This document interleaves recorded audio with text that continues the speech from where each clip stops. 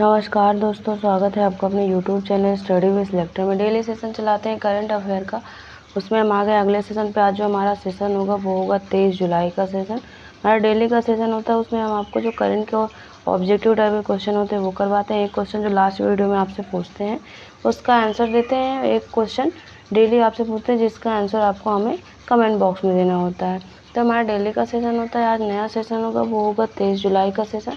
तो आज का सेशन शुरू करने से पहले आप लोगों से अपील है, आपने अभी तक हमारे चैनल स्टडी विद सिलेक्टर को सब्सक्राइब नहीं किया तो प्लीज़ सब्सक्राइब कर ले, बेल आइकन जरूर प्रेस करें। सबसे पहले हमारे वीडियो का नोटिफिकेशन आप तक पहुंचता है। आपको हमारा वीडियो पसंद आए तो वीडियो को लाइक करें, दोस्तों तक जरूर शेयर करें। चलिए शुरू करते हैं आज का सेशन। देखते हैं पहला क्वेश्चन कह रहा है, हाल ही में राष्ट्रीय आम दिवस कब मनाया गया। हाल ही में राष्ट्रीय आम दिवस कब मनाया गया, तो करेक्ट आंसर ऑप्शन ए हो जाएगा। अभी हाल ही में 22 जुलाई को राष्ट्रीय आम दिवस मनाया गया है, तो करेक्ट आंसर ऑप्शन ए हो जाएगा 22 जुलाई। बात करें तो भारत के राष्ट्रीय फल के सम्मान में और दुनिया भर में इसके महत्व के बारे में लोगों को जागरूक करने के लिए हर साल 22 जुलाई को भारत में राष्ट्रीय आम दिवस यानी नेशनल मैंगो डे मनाया जाता है। अब देख लेते हैं जुलाई के हमारे कुछ दिवस हैं, उनको रिवाइज कर लेते हैं। राष्ट्रीय चिकित्सक दिवस 1 जुलाई को मनाया जाता है। अंतर्राष्ट्रीय प्लास्टिक बैग मुक्त दिवस 3 जुलाई को मनाया जाता है। विश्व बैडमिंटन दिवस 5 जुलाई को मनाया जाता है। विश्व जनसंख्या दिवस 11 जुलाई को। अंतर्राष्ट्रीय चट्टान दिवस 13 जुलाई को मनाया जाता है। विश्व युवा कौशल दिवस 15 जुलाई को और विश्व अंतर्राष्ट्रीय न्याय दिवस 17 जुलाई को। राष्ट्रीय फुटबॉल दिवस 19 जुलाई को और अंतर्राष्ट्रीय चंद्रमा दिवस मनाया जाता है 20 जुलाई को। अगला क्वेश्चन देखते हैं, कह रहा है हाल ही में किसने सौरमंडल के बाहर 6 नए ग्रहों को खोज की है। किसने सौरमंडल के बाहर 6 नए ग्रहों की खोज की है, तो हमारा करेक्ट आंसर ऑप्शन ए हो जाएगा। अभी हाल ही में नासा ने सौरमंडल के बाहर 6 ग्रहों की खोज की है, तो करेक्ट आंसर ऑप्शन ए हो जाएगा नासा। बात करें तो नासा ने 6 नए ग्रहों की खोज की घोषणा की है, जिससे हमारे सौरमंडल के बाहर कुल ग्रहों की संख्या बढ़कर 5502 हो गई है। वैज्ञानिकों ने 6 नए एक्सोप्लैनेट खोजे हैं। SD इनका नाम क्या है, SD1 36384b, TOI 198b, TOI 2095b, TOI 2095c, TOI 4860b और MWC 758c। ये सभी सौर मंडल के कहाँ स्थित हैं, बाहर स्थित हैं। इन 6 प्लैनेटों की अभी खोज की है नासा के वैज्ञानिकों ने। अगला क्वेश्चन कह रहा है हाल ही में ICC द्वारा जारी पुरुषों की T20 बैडमिंटन जो बल्लेबाजी रैंकिंग में शीर्ष पर कौन रहे हैं। जो ICC के द्वारा अंतर्राष्ट्रीय क्रिकेट काउंसिल है उसके द्वारा जारी पुरुषों की T20 में रैंकिंग में कौन शीर्ष पर है। बैट्समैन की बात करें तो करेक्ट आंसर हमारा ऑप्शन बी हो जाएगा। ट्रेविस हेड हैं, वो T20 में बल्लेबाजी की रैंकिंग में टॉप पर हैं, तो करेक्ट आंसर हमारा ऑप्शन बी हो जाएगा ट्रेविस हेड। बात करें तो T20 विश्व कप 2024 में बल्ले से सफल प्रदर्शन के बाद ऑस्ट्रेलियाई सलामी बल्लेबाज ट्रेविस हेड जारी नवीनतम ICC T20 पुरुष बल्लेबाजी रैंकिंग में 4 स्थान आगे बढ़कर विश्व नंबर 1 खिलाड़ी बन गए। हेड ने भारत के सूर्य कुमार यादव को T20 क्रिकेट रैंकिंग में शीर्ष बल्लेबाज के रूप में प्रतिस्थापित किया है। इंग्लैंड के फिल साल्ट, पाकिस्तान के बाबर आजम और मोहम्मद रिजवान की जोड़ी शीर्ष 5 में शामिल है। मतलब पहले पे कौन है, ट्रेविस हेड, फिर सूर्य कुमार यादव हैं, फिर हैं फिल साल्ट और बाबर आजम, फिर मोहम्मद रिजवान है। अगला क्वेश्चन देखते हैं, कह रहा है हाल ही में किस राज्य सरकार ने किसानों के फसल ऋण माफ़ी के लिए 6000 करोड़ रुपए की राशि जारी की है। किस स्टेट गवर्नमेंट ने किसानों के फसल ऋण माफ़ी के लिए 6000 करोड़ रुपए की राशि जारी की है, तो करेक्ट आंसर हमारा ऑप्शन ए हो जाएगा। तेलंगाना गवर्नमेंट ने अभी हाल ही में जारी की है ये राशि, तो करेक्ट आंसर ऑप्शन ए हो जाएगा। तेलंगाना की बात करें तो राजधानी क्या है, हैदराबाद, और स्थापना दिवस है 2 जून 2014। यहाँ के जो गवर्नर है CP राधाकृष्णन और यहाँ के CM है रेवंत रेड्डी, यहाँ के CM का नाम है। बात करें तो तेलंगाना सरकार ने किसानों के लिए फसल ऋण माफ़ी के लिए 6,000 करोड़ रुपए से अधिक की राशि जारी की है। मुख्यमंत्री ए रेवंत रेड्डी ने हैदराबाद में 1 लाख रुपए तक के फसल ऋण माफी के पहले चरण की औपचारिक शुरुआत की है। फसल ऋण माफी के पहले चरण में 11 लाख से अधिक किसान लाभान्वित होंगे। अगला क्वेश्चन देखते हैं, कह रहा है हाल ही में केंद्रीय मंत्री BL वर्मा ने कहाँ सामाजिक अधिकारिता शिविर का उद्घाटन किया है। जो केंद्रीय मंत्री हैं BL वर्मा ने कहाँ पर सामाजिक अधिकारिता शिविर का उद्घाटन किया है। हमारा करेक्ट आंसर ऑप्शन बी हो जाएगा, यूपी के बदायूं में। अभी हाल ही में जो केंद्रीय मंत्री BL वर्मा उन्होंने सामाजिक अधिकारिता शिविर का उद्घाटन किया है, तो करेक्ट आंसर ऑप्शन बी हो जाएगा। बात करें तो केंद्रीय सामाजिक न्याय एवं अधिकारिता राज्य मंत्री श्री BL वर्मा उत्तर प्रदेश के बदायूं में पुलिस लाइन ग्राउंड में सामाजिक अधिकारिता शिविर का उद्घाटन किया है। यह कार्यक्रम पहले से पहचाने गए 791 दिव्यांग व्यक्तियों को विभिन्न श्रेणियों के सहायक उपकरण वितरित करने के लिए आयोजित किया जा रहा है। यह शिविर दिव्यांग व्यक्तियों को सहायक उपकरणों की खरीद या फिटिंग के लिए दी जाने वाली सहायता योजना का हिस्सा है, जो सामाजिक न्याय एवं अधिकारिता मंत्रालय, भारत सरकार के दिव्यांग व्यक्तियों के सशक्तिकरण विभाग के अंतर्गत आता है।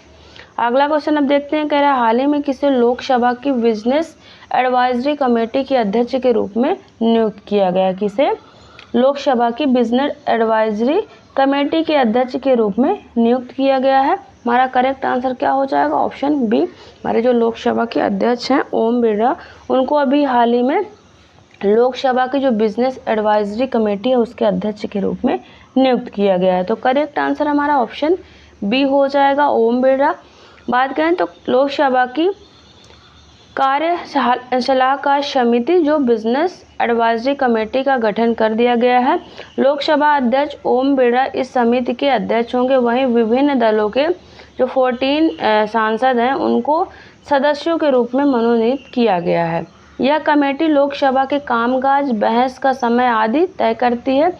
इसमें बीजेपी की ओर से सांसद कौन, निशिकांत दुबे, अनुराग सिंह ठाकुर, भर्तृहरि मेहताब, PP चौधरी, विजयंत पांडा, डॉक्टर संजय जायसवाल आदि शामिल हैं। तो इस कमेटी का काम क्या है, यह कमेटी लोकसभा के कामकाज पर बहस के समय आदि को जो है वो निर्धारित करती है। अगला क्वेश्चन देखते हैं, कह रहा है हाल ही में चर्चा में रहा राजाजी नेशनल पार्क किस राज्य में स्थित है। जो चर्चा में रहा है राजाजी नेशनल पार्क वह किस राज्य में स्थित है, तो हमारा करेक्ट आंसर ऑप्शन डी हो जाएगा, उत्तराखंड में स्थित है जो राजाजी नेशनल पार्क है, जिसकी जो अभी हाल ही में चर्चा में रहा, तो करेक्ट आंसर ऑप्शन डी हो जाएगा। उत्तराखंड की बात कर लेते हैं तो राजधानी यहाँ की देहरादून है और गैरसैंण, यहाँ की 2 राजधानियाँ हैं। स्थापना दिवस 9 नवंबर 2000 और यहाँ के governor lieutenant general Gurmeet Singh और यहाँ के CM है पुष्कर सिंह धामी। बात करें तो वन्य जीव संरक्षण अधिनियम के तहत प्रत्येक टाइगर रिजर्व में वन्य जीव के संरक्षण को लेकर काम करने वाली टाइगर कंजर्वेशन जो फाउंडेशन है उसका गठन अनिवार्य है। इसके बावजूद भी राजाजी टाइगर रिजर्व में कंजर्वेशन फाउंडेशन का गठन नहीं हो पा रहा था और अब इसमें राजाजी टाइगर रिजर्व में लंबे समय बाद टाइगर कंजर्वेशन फाउंडेशन का गठन कर लिया गया, इसलिए चर्चा में रहा है। टाइगर कंजर्वेशन फाउंडेशन के गठन होने के बाद अब राजाजी टाइगर रिजर्व में कॉरपोरेट फंड को CSR के रूप में उपयोग लाया जा सकेगा। अब राजाजी टाइगर रिजर्व में टूरिज्म के तहत आने वाले राजस्व को भी पार्क की बेहतरी के लिए लगाया जा सकेगा। टाइगर कंजर्वेशन फाउंडेशन में 2 संस्थाएं काम करेंगी, जिसमें एक कमेटी गवर्निंग बॉडी के रूप में होगी, जिसके अध्यक्ष के रूप में वन मंत्री काम करेंगे। वहीं दूसरी कमेटी एग्जीक्यूटिव बॉडी के रूप में काम करेगी, जो कार्यों का एग्जीक्यूशन करेगी। फिलहाल टाइगर कंजर्वेशन फाउंडेशन का रजिस्ट्रेशन उसका करवा लिया गया है। अगला क्वेश्चन कह रहा है हाल ही में किस राज्य सरकार ने NCR की तरह SCR गठित किया है। जो NCR है दिल्ली NCR बोलते हैं, दिल्ली NCR के में जो है उसके आसपास के जो है जिले लिए शामिल किए जाते हैं। उसी तरह किस राज्य सरकार ने एससीआर का गठन करने की अभी घोषणा की है? तो करेक्ट आंसर हमारा ऑप्शन बी हो जाएगा। उत्तर प्रदेश सरकार ने अभी हाल ही में एनसीआर की तरह एससीआर के गठन को मंजूरी दी है। तो करेक्ट आंसर हमारा ऑप्शन बी हो जाएगा।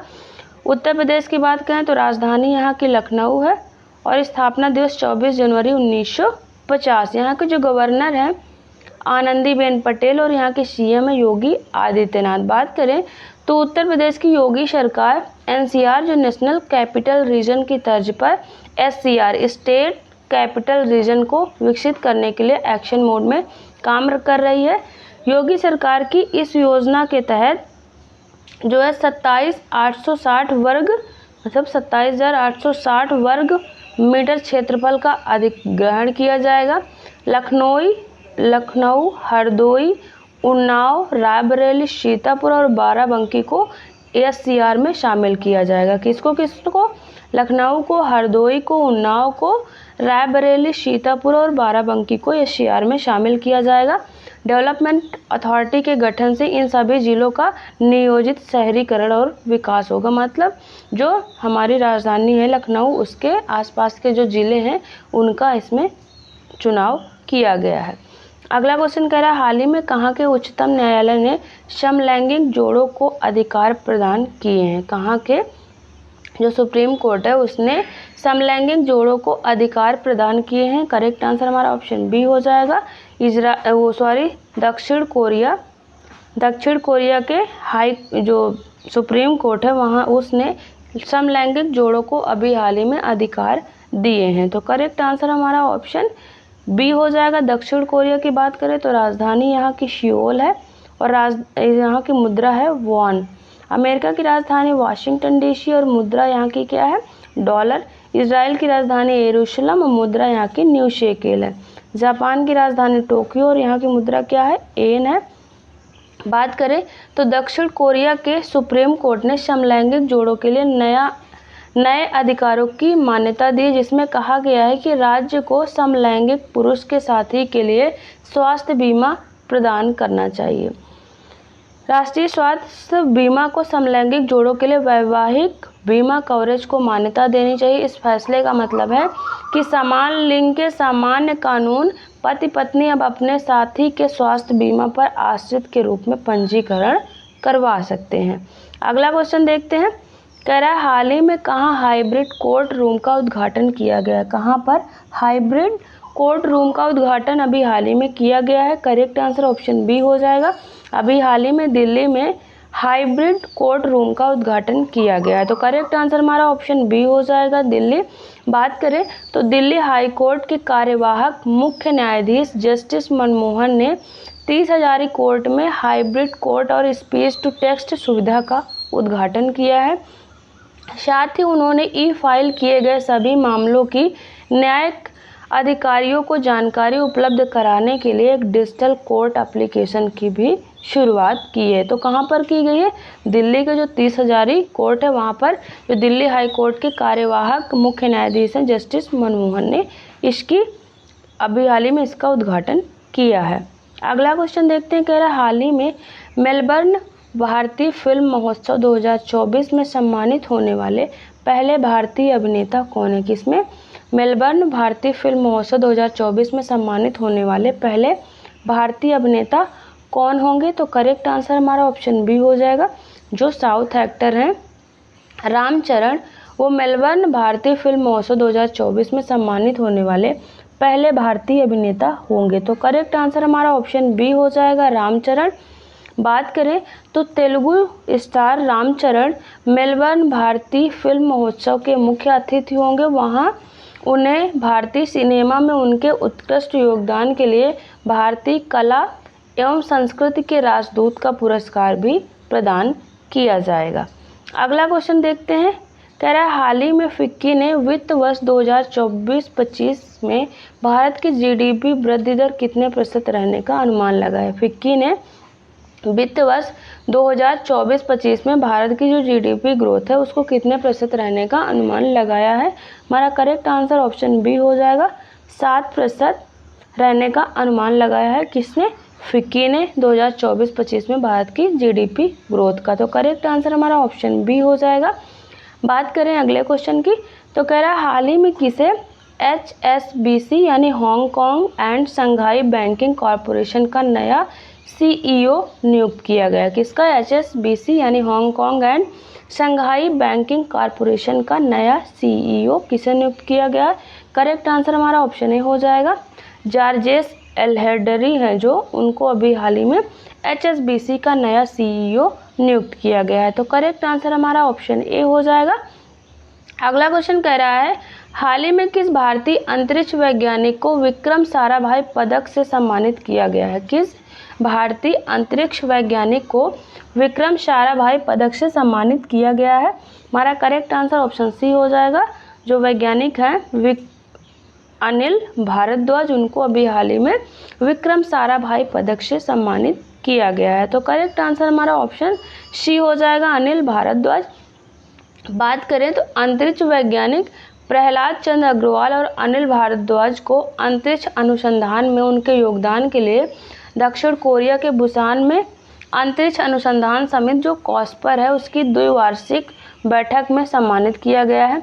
अनिल भारद्वाज को 45वीं कॉस्पर वैज्ञानिक सभा में विक्रम साराभाई पदक से सम्मानित किया गया है।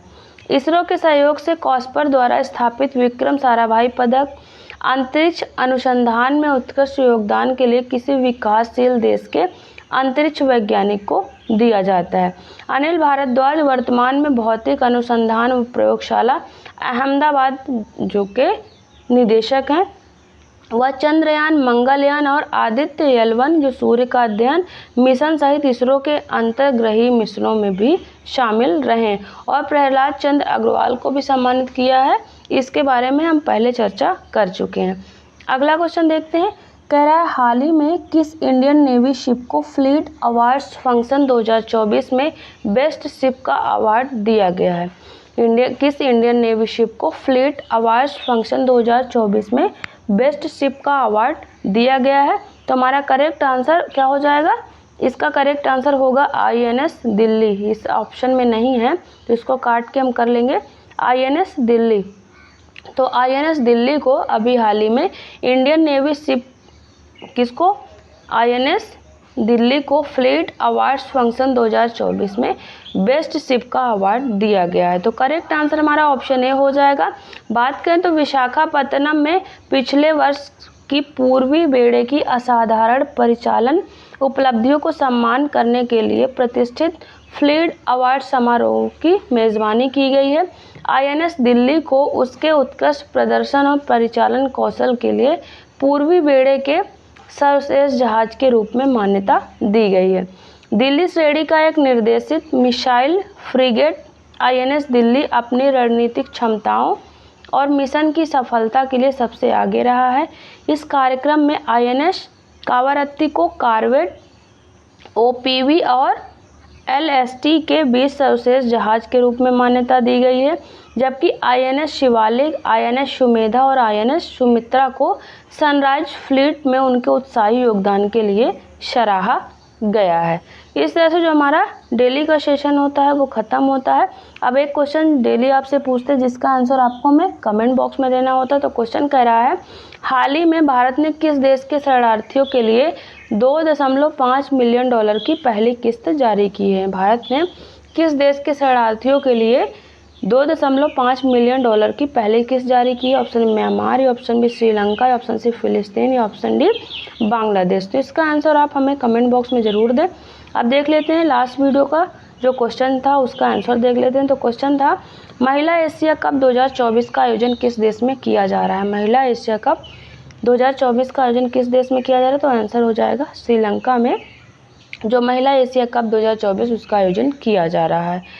तो हमारा डेली का जो सेशन होता है ख़त्म होता है और डिस्क्रिप्शन में हमारे टेलीग्राम चैनल का लिंक दिया है, वहाँ से आप हमारे टेलीग्राम चैनल को ज़रूर ज्वाइन करें। वहाँ पर हम जो डेली सेशन चलाते हैं उसकी PDF आपको एकदम फ्री में अवेलेबल रहेगी और लास्ट में सारे क्वेश्चन के आंसर दिए रहते हैं जिससे आपको रिवीजन में आसानी होगी। तो आप हमारे टेलीग्राम चैनल को ज़रूर ज्वाइन करें। और जाने से पहले आप लोगों से अपील है, यदि आपने अभी तक हमारे चैनल स्टडी विद सिलेक्टर को सब्सक्राइब नहीं किया तो प्लीज़ सब्सक्राइब कर लें और बेल आइकन ज़रूर प्रेस करें जिससे सबसे पहले हमारे वीडियो का नोटिफिकेशन आप तक पहुंचता रहे। आपको हमारा वीडियो पसंद आए तो वीडियो को लाइक करें और अपने दोस्तों तक ज़रूर शेयर करें। चलिए मिलते हैं आपसे नेक्स्ट वीडियो में, तब तक के लिए थैंक यू।